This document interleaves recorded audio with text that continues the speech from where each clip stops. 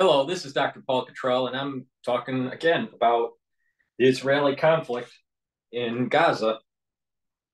The last video I did, I mentioned that there was a news announcement that came over my phone talking about a refugee camp getting blasted. Now, just now, the BBC has done a broadcast on this. So let's see what's happening here.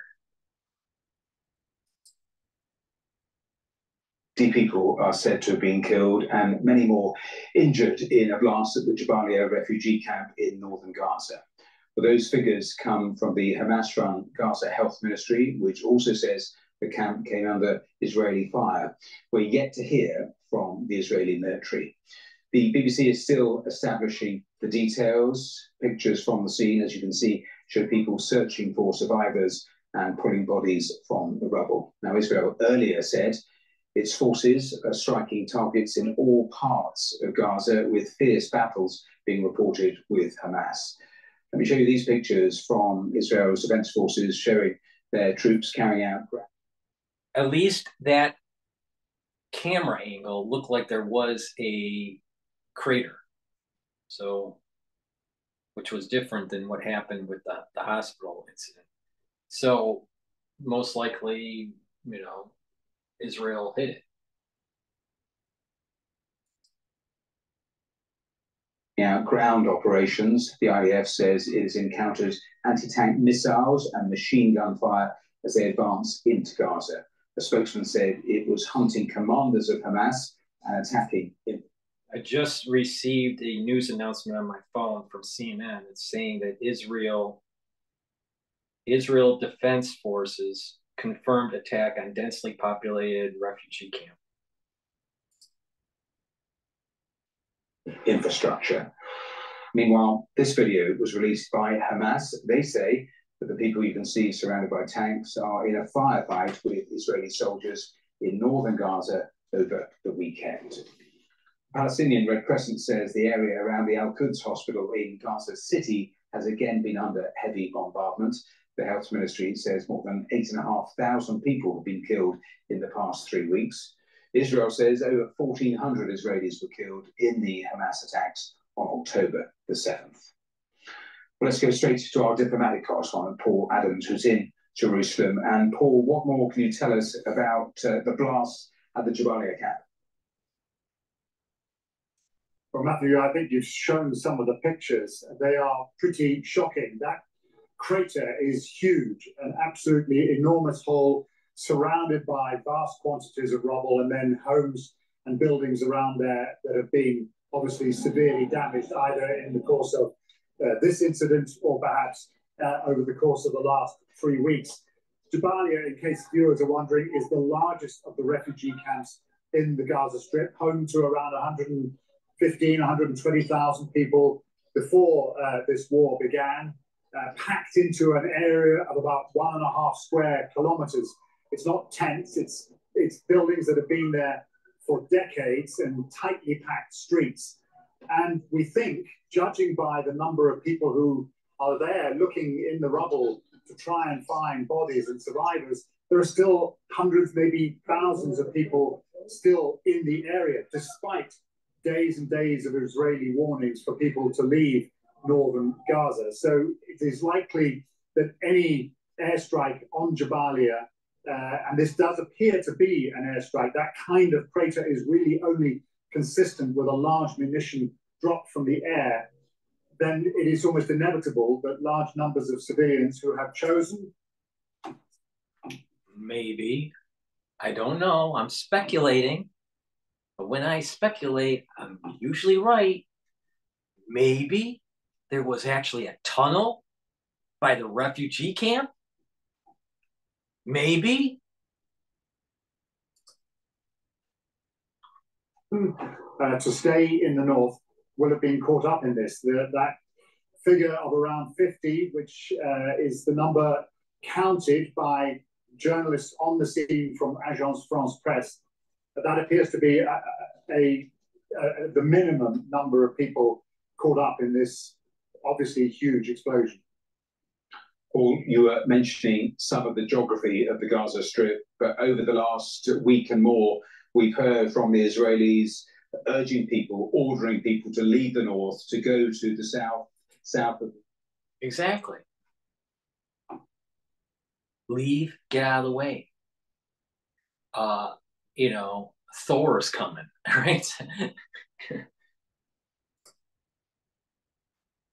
South of the Wadi Gaza. Just tell us a little more about where this camp is within that sort of geography, north-south, and this line that the Israelis have talked about. Yeah, so Jabalia is north of Gaza City, so it's between Gaza City and the border fence with Israel. So it is not far from the areas where Israeli forces have been pushing in on the ground. They're not there yet. They haven't reached those really densely populated. Here's Gaza City, right? Right here's Gaza City. This is the northern front. This is the southern front, right? And the bombing took place right here.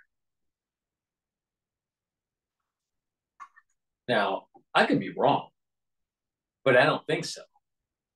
They're in the kill zone. They should have moved. And then they call it a refugee camp. I'm telling you, they're not paying attention. The Israelis are telling the Gazans, get the hell out of the way. We're coming in. But they keep on thinking that, you know what? I'll just do whatever I want. Or they're trying to get out and Hamas keeps them there, which is even worse because the Palestinians should be fighting against Hamas then. But they're not. They're just doing whatever Hamas was. That's allowed whatever Hamas wants. Why is the Palestinians allowing that? They can go from here to here and be safer.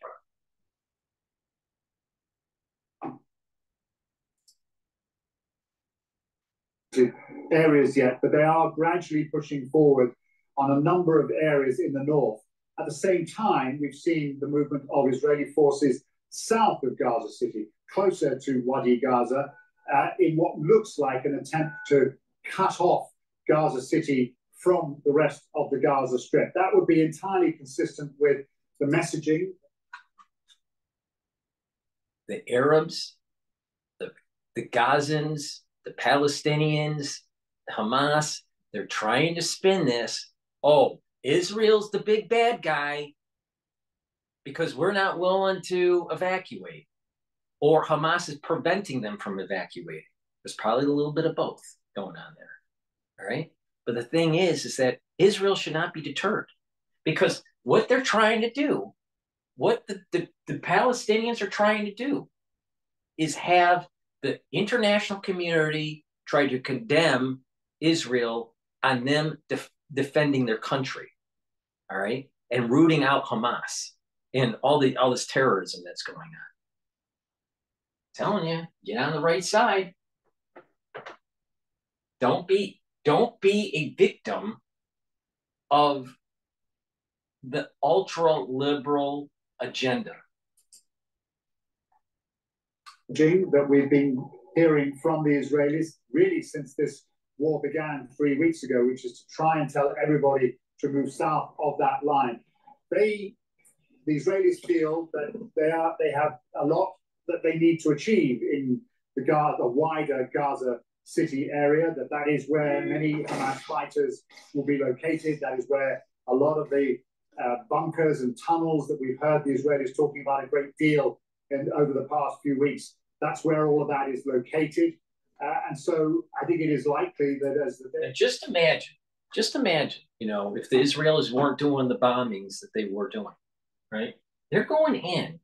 You can see these troops, they're walking down an alley, you know, or a street, right?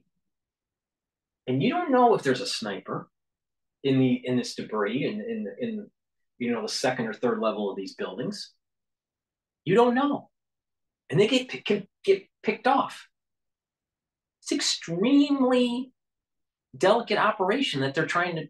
This is the hardest thing that you can do in warfare. Right here. It's this. As an infantryman, that's the hardest. It's extremely difficult to be doing this urban warfare and tunnel warfare stuff. Probably the tunnel stuff is probably even worse. But this urban kind of environment is extremely difficult. If they don't level it, they're going to have more casualties. The Israelis are going to have more casualties. They have to level the place. Imagine yourself. Let's say the ones that are listening that want to have peace in that region. Imagine yourself teleported all over there. All right, Scotty from Star Trek teleports you to this Gaza street, and you are in the IDF. All right, and you have to clear that sector. All right, imagine what you got to do. And then, after you think about that for like a few hours, then actually have an opinion on, you know what? Maybe Israel is doing the right thing here.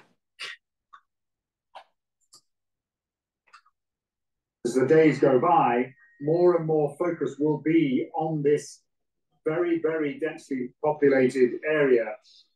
What we don't know is how many people, civilians, remain in that area. We do know that there are thousands of people sheltering at Shifa Hospital, where the Israelis allege that Hamas has bunkers underneath. We know of thousands of people sheltering at the Al-Quds Hospital in another part of Gaza City. And there are UN schools and medical facilities dotted about. I've been watching Bloomberg a little bit in the morning, mostly in the morning, and then watching a little bit of this CNBC. I haven't seen much in business news about what's going on in Israel. A little bit, but not much. To about this entire area where people are still sheltering. So it is safe to assume that there are still many, many thousands of people who run the risk of being trapped in Gaza at the very moment when the Israelis turn their attention to it on the ground. Only this time, yesterday or around this time, we heard Benjamin Netanyahu absolutely adamant there would be no ceasefire. It's interesting, just in the last couple of hours, the US Secretary of State, Antony Blinken, has said humanitarian pauses must be considered in Gaza. He was talking to a Senate hearing, but no. See, this is the thing, the problem with Blinken and Kirby and the whole damn Biden administration and most of U.S. policy for the last 50 years in the Middle East. You got to get the job done. And if the Palestinians don't get out of the way, then it's their own damn fault, because they've been warned that the tanks and the other military personnel are coming in.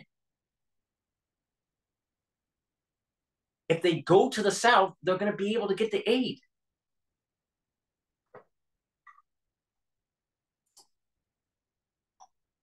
But even a pause looks really unlikely at the moment, doesn't it? No pause. I think it does. And actually, a pause will not even affect Gaza City at all. The Israelis have made it clear that nothing that goes into Gaza, no aid that goes into Gaza, will go north of that Wadi Gaza line. That, for the Israelis, is absolutely essential. They're happy for aid to go in to the south, to the area where many, many hundreds of thousands of people have fled and are now sheltering, some of them in tents. But even there, the aid that is managing to get across the border from Egypt is just a tiny fraction of what is needed. We have heard American officials and Israeli officials talking in the last couple of days about increasing the number of trucks that go across the border up to around 100. That would be a start, but we haven't got to that point yet. We haven't seen that number of trucks going in on any single day. And even if they were to get in, it would be pretty challenging for the aid agencies to address the needs of those people who are huddled in the south, desperately in need of assistance. But as for the north, and anyone north of Wadi Gaza, they are. All right, so that's the end of that video. I thought the news coverage on that was somewhat middle ground for BBC. Normally, they're very kind of biased to the Palestinian side, right? And that previous video I did mention that. This I thought was much better, much more even keel in terms of the broadcast. So, you know, I'm not going to be saying one side is always, you know, bad, right? I'm going to call this the way I see it, you know, unvarnished. And sometimes it's going to be negative towards Israel, sometimes it's not. But I'm telling you, get the job done or it's going to get a whole lot worse. And we are elevating the risks in this conflict for unconventional means. That's chemical, biological, and radiological.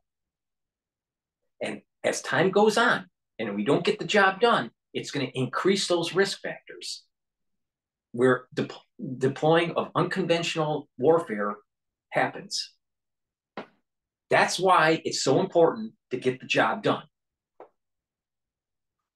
All right, now I want to play this video. This is from Fox about an hour ago, and this is saying things are getting out of control and there's no choice, according to this vet that's from the IDF.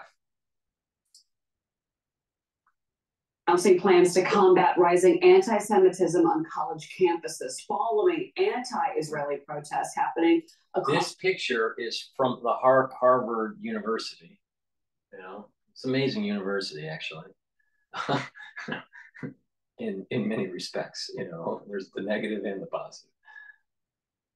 A die-in, you know, this is the famous die-in that they did. A bunch of crazy liberals across the nation. Under the plan, the Departments of Justice and Homeland Security will work with colleges and local police to track hate-related speech online and provide federal resources to schools, while the Education Department will host webinars on how to file reports. Fox News White House correspondent Peter Doocy grilling the Biden administration on the recent demonstrations yesterday. Watch this.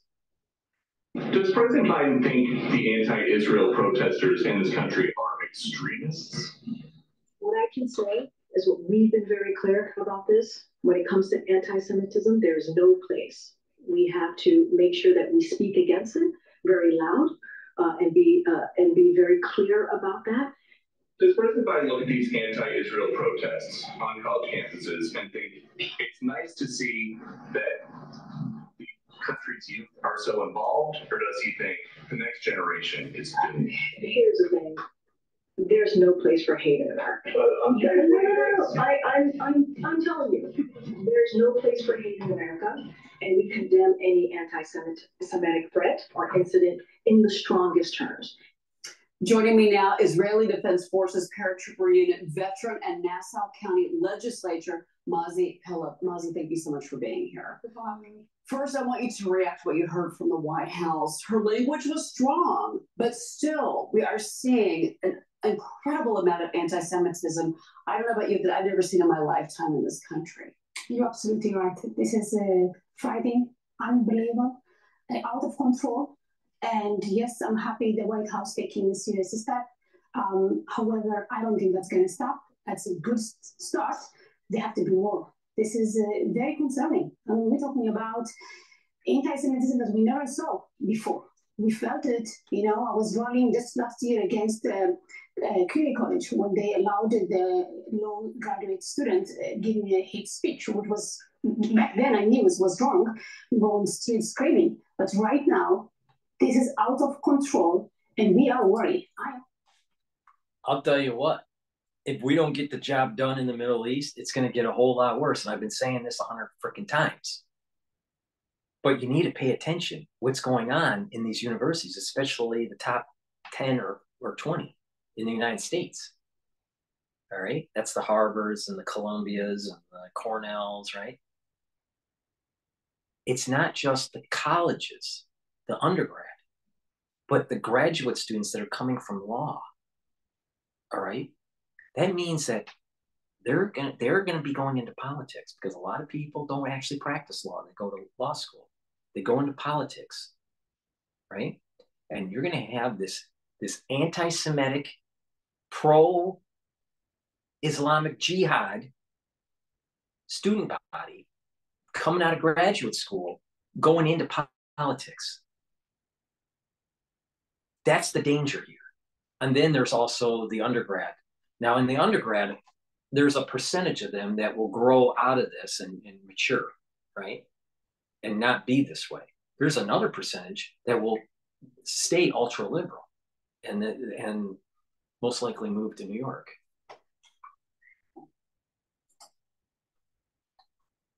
I am worried, and it's not fair. We want more action, and I know they can do it. Well, you want more action from Governor Hochul, near Governor Hochul. So she did denounce the threats against the Jewish community during a visit to Cornell. That was yesterday. She called for criminal charges against anybody who makes any threats online to slit the throats of Jewish students, and slamming a professor who called Hamas's attack, quote, energizing. Meanwhile, Jewish students at Columbia and Barnard College denouncing the university's inaction against anti-Semitism after 100 professors signed a letter that defended students who supported Hamas's attack.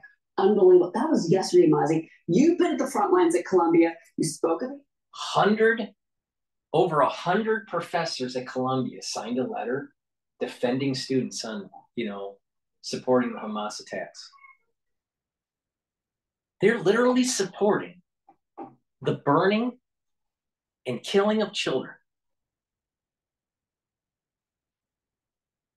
And those professors are, supporting that mentality. And the student body that's supporting that. This is the problem with ultra liberals. And I'm saying, it's not just blue-haired dipshits that are 20 years old. It's blue-haired dipshits that actually are professors at these universities. We are dying from within this country because of this. Because of this. To fix this country, you got to get rid of the blue dye. You got to get rid of this anti-family. You got to get rid of this anti-religion. You got to get rid of the anti-capitalism mentalities they're being bred in these schools. I was not talking in hyperbole. I have seen communist student bodies at Harvard.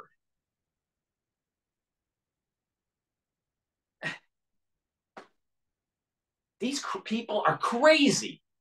And what's even worse is they're smart.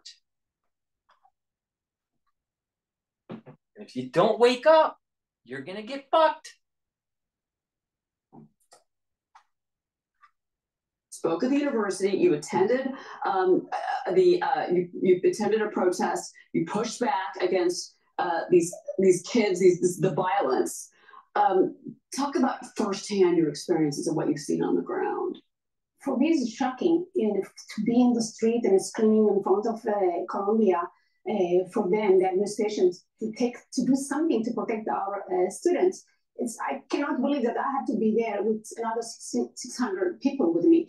And I spoke with students. They're scared, and I feel they're alone. And really, to be honest, nobody's doing anything. It took them, 25 days to react, even for Governor Hochul. I'm happy, but it took too long.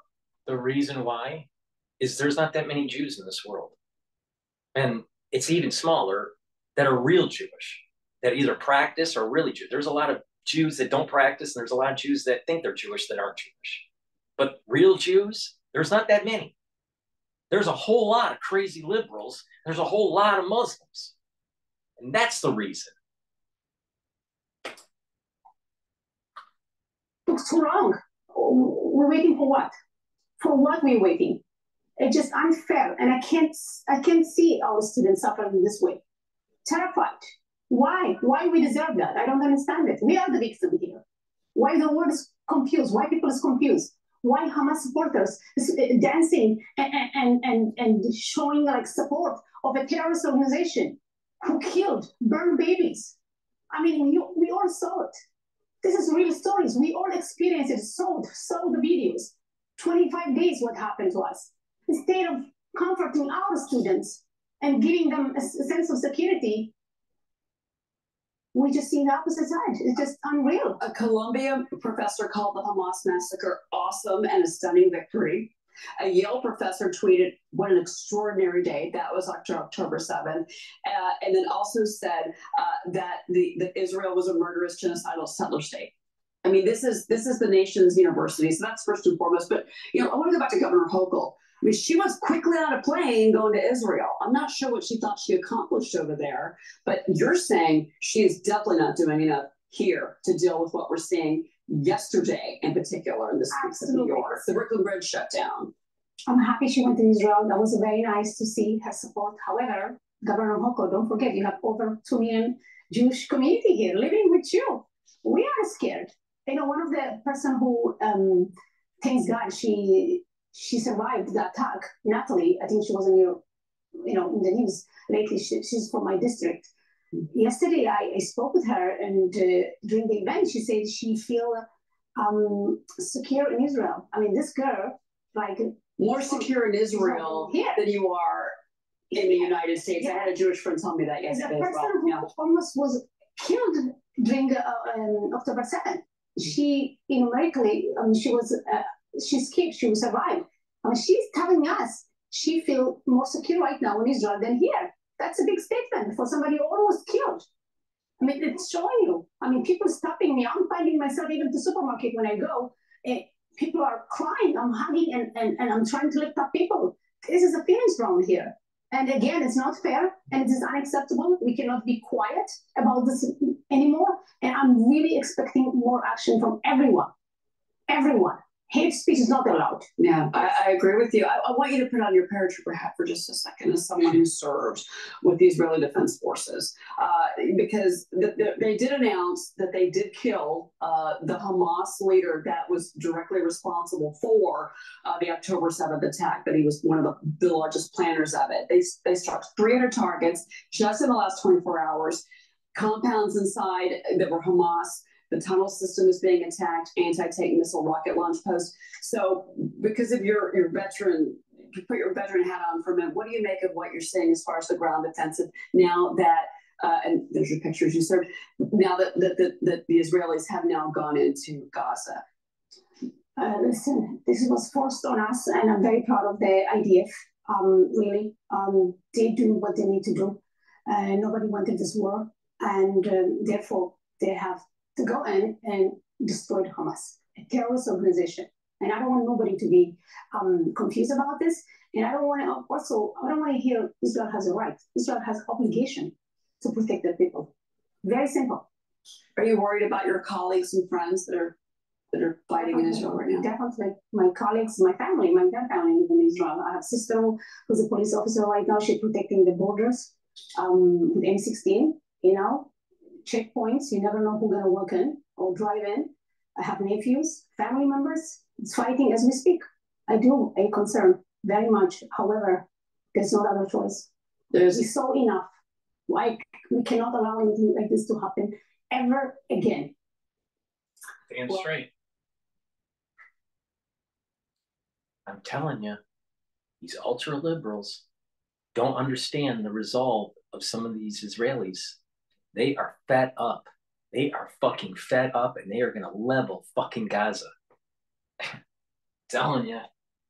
Now, there are ultra liberals out there that are trying to slow that process, but there is a core group in Israel that is so fed up that they want to get the job done. Unfortunately, we don't have an American leadership for the last 50 years to be able to get the job done. Instead, we're going to have Kirby placate to the heartstrings of the liberal, placate, to the AOC crowd.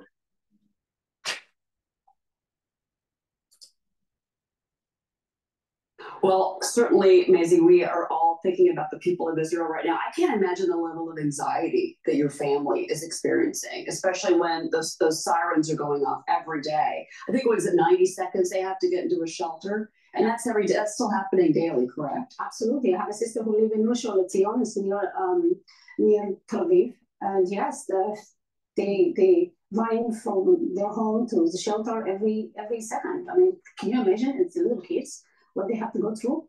This is very scary, and this is interesting that you probably have not heard. I mentioned it maybe on one video before, a long time ago, in passing, right?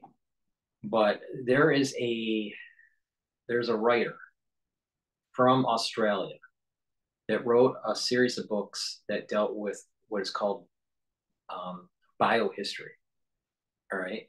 And biohistory basically means that societies, the thesis of the book, I don't remember the name of the author, but the thesis of the book is basically this: societies will rise and fall in cycles, but there's also a biological component to it, right? And it's based on uterine stress of the fetus and the cortisol levels that happen during that stressful period of time, and the stress during adolescence, during the development of the child up to adolescence, right? If someone is born in a very affluent environment, right? Let's go back to hunting and gathering societies. This is the reason why it happens. It's because of hunting and gathering societies. If a population is living with a lot of abundance, all right, the stress levels in the mother during in utero, right, for her pregnancy is lower, and there's more nutrients. And when the child is born and is going, through development up to adolescence, right, then there is less chance of death because there's abundance. And if the environment that they're living in, because of the abundance of food, is also safe, that there's no war, or there's no predator of some sort attacking the family or attacking the society, their tribe, then the cortisol levels are low. And what happens is those children become less and less over time, one generation to another, become less warring, less aggressive, right?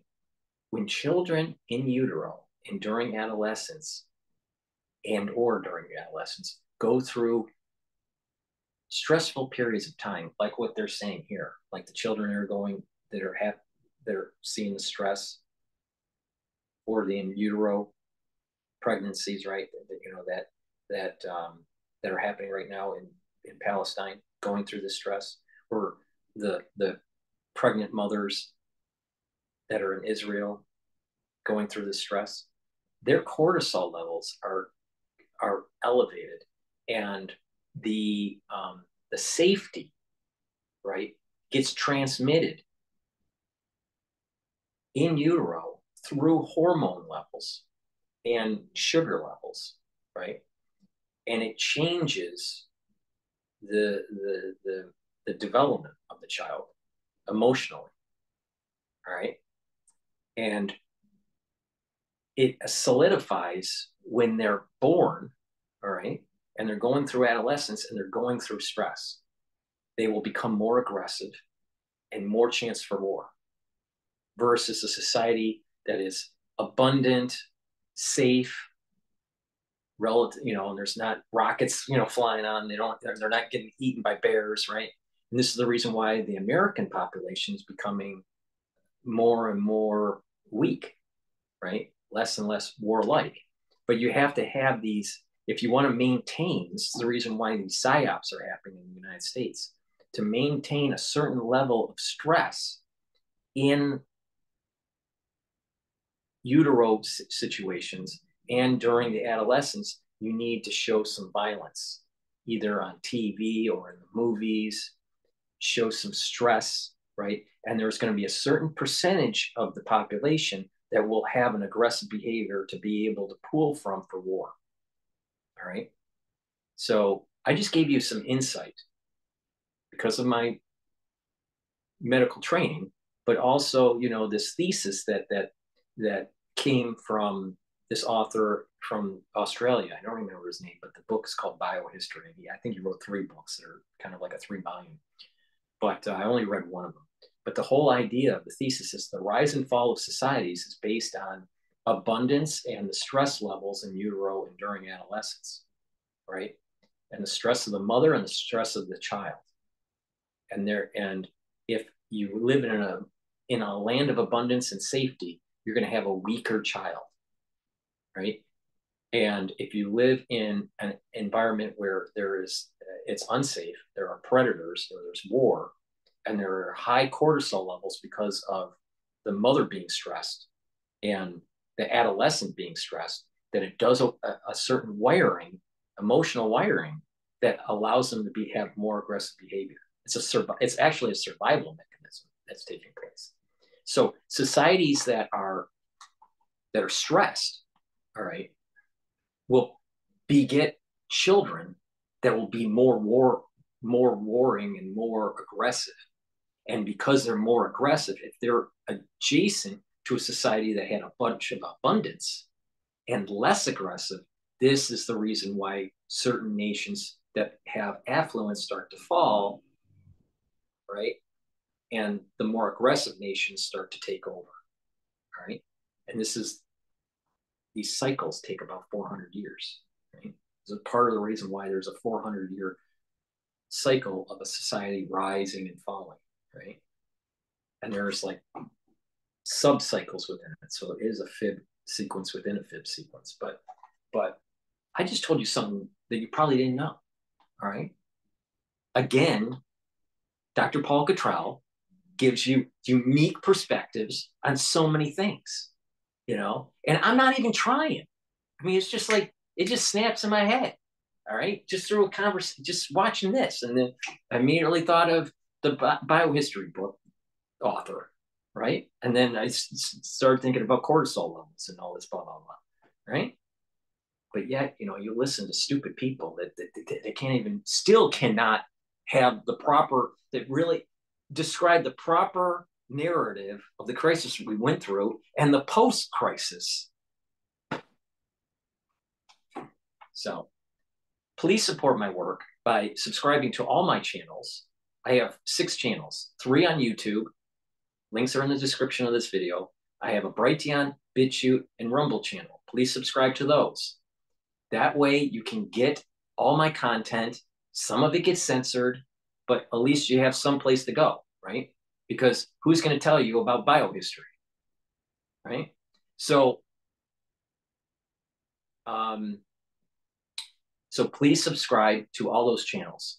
If you would like to support my news coverage, please donate. I have donation mechanisms through Stripe and PayPal and through Buy Me a Coffee. That way, you know, the links are in the description for Buy Me a Coffee. To donate for Stripe and for PayPal, just go to my website, the-studio-reykjavik.com. Link is in the description of this video. And go to the homepage. At the very bottom of the homepage, there's Stripe and PayPal links, and donate through that mechanism. Another way is to subscribe as a paid subscriber on Patreon and help support my news coverage through that mechanism. So please subscribe to my Patreon account. Another way to help support your health and help support my news coverage is go to my store, the-studio-reykjavik.com. That is the-studio-reykjavik.com. Link is in the description. Just click the link. Go to the store and get the products that you need. The nano silvers, the structural nano silvers, the supplements, the C60, which is a strong antioxidant, and the all-natural deodorants, and then my curated anti-aging boxes, where all you have to do is just click one box and you'll get all the products that you need based on a certain price point that that you can afford. All right, I've curated them. They're great products. Get the products from my store. Max 35 neutralizes pathogens. Take it with a teaspoon every day. That's what I do, and it's part of the anti-aging protocol. Probiotics. This is a powdered one. I also have it in capsule form. I mix it with my hummus every morning. You can mix it in water and or mix it in a smoothie. But the idea is to get proper gut biome, gut health. And when you do that, you'll be able to have better metabolism. Vitamin C, very important, especially during the cold season. But not just that. It's a good antioxidant. It's not as strong as C60, and it helps with your skin. Take this, and it'll improve your skin if you couple it with collagen and taking 64 ounces of filtered water. And then on the skin every day, put the silver gel. This, if you put it on your skin every day at night, leave it on there at night, and when you wake up, exfoliate. But what will happen is that if you do that, it'll improve your skin and tighten the skin. Especially when you're taking the vitamin C, drinking the water, and taking the collagen. It's a great way to improve your skin. If you want an extra boost to improve your skin, take the C60, either an avocado oil or coconut oil. I take a teaspoon of it a day, right? I swallow it. And what that does is it's a very strong antioxidant. It'll bring down the reactive oxygen species and reduce the cellular stress. Sometimes cells want to go into necrosis, they go into either reversible necrosis or irreversible necrosis, right? But the idea is to reduce that stress so the cells stay healthy. And it improves the mitochondrial health and improves the ATP. That means you'll have more energy. When you have more energy, you actually have a better immune system and more muscle.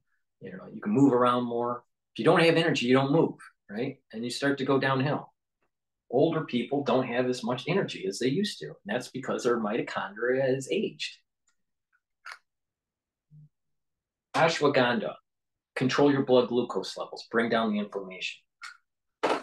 Resveratrol, good antioxidant, synergistic with C60, and it gets rid of senescent cells.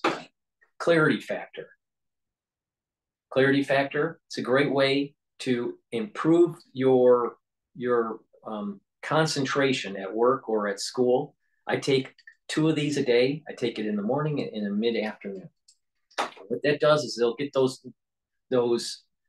neurons firing, and you'll be able to have proper cognition. Turmeric brings down inflammation. It's part of the anti-aging protocol. D3, it helps with gene expression. If you don't get proper gene expression, you're going to have problems. All right. Most people are low on D3. Not only that, if you have a sports injury and you need to heal your joints, taking higher doses of D3, taking calcium through drinking milk, and doing light resistance training on the injured joint would actually heal it.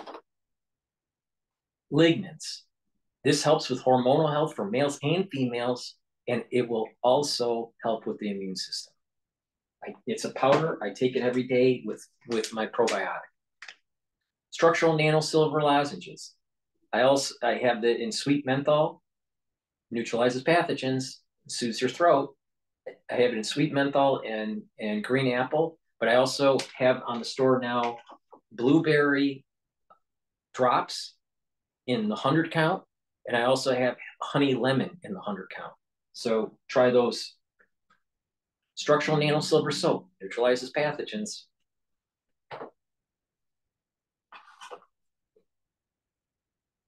Toothpaste. No fluoride. It has structural nanosilver. It neutralizes pathogens,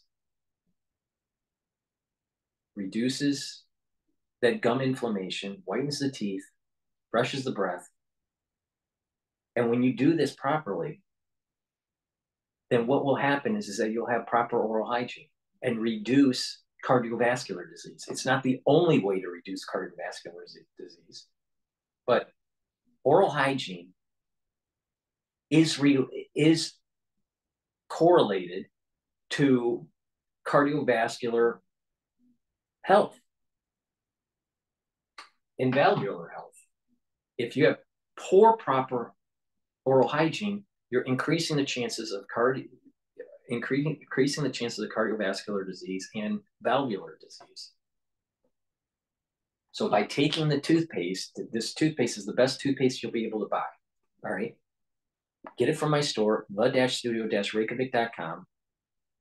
It has the structural nanosilver, and it's going to help neutralize pathogens, help with your teeth, and reduce cardiovascular disease.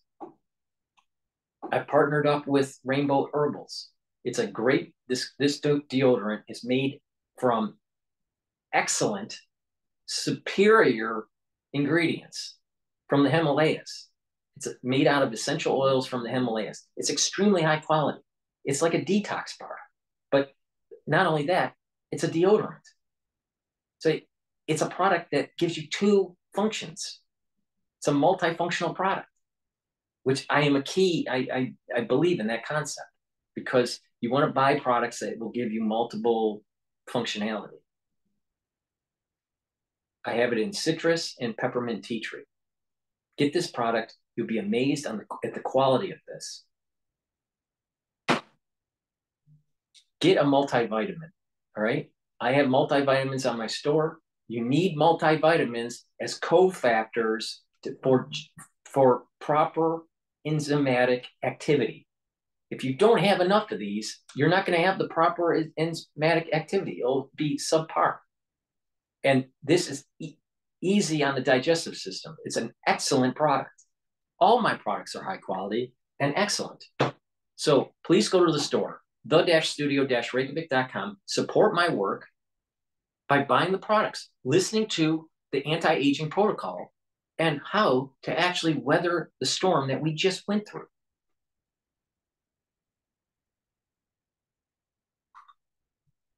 Thank you for listening. Please support the work by sharing, by donating, and by going to the store, the-studio-reykjavik.com, and buying the products and following the protocol. It's proper diet, proper exercise, proper supplementation, proper sleep. You need REM cycles. Get my product that's Goodnight Formula. It has tryptophan and melatonin in it, and it'll allow you to get that REM sleep. And when you have REM sleep, you're going to be able to filter out those toxins quicker, and you're going to have better mental clarity, because you have a buildup of garbage, that is happening over the day, and you need those REM cycles to clear out the CSF.